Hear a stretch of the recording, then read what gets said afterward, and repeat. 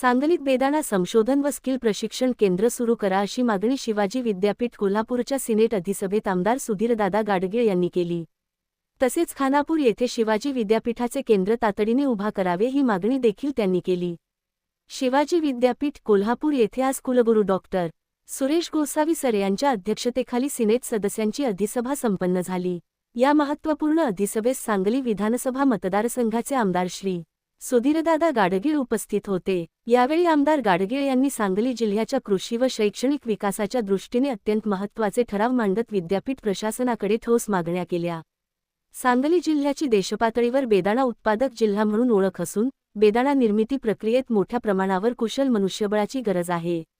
ही गरज लक्षात घेता शिवाजी विद्यापीठामार्फत सांगली येथे बेदाणा संशोधन व स्किल प्रशिक्षण केंद्र तातडीने सुरू करण्यात यावे अशी जोरदार मागणी आमदार सुधीरदादा गाडगीळ यांनी अधिसभेत केली।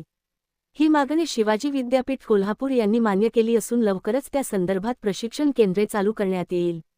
तसेच सांगली जिल्ह्यातील खानापूर तालुका येथे शिवाजी विद्यापीठाचे कायमस्वरूपी केंद्र उभारण्यासाठी आवश्यक जागा, इमारत, मनुष्यबळ व इतर पायाभूत सुविधा लवकरात लवकर उपलब्ध करून द्याव्यात अशी मागणी त्यांनी मांडली। तोपर्यंत सांगली शहरात उपलब्ध भाड्याच्या जागेत शिवाजी विद्यापीठाचा उपपरिसर येत्या जून महिन्यापासून सुरू करून आवश्यक अभ्यासक्रम तातडीने सुरू करण्यात यावेत असेही त्यांनी स्पष्ट केले।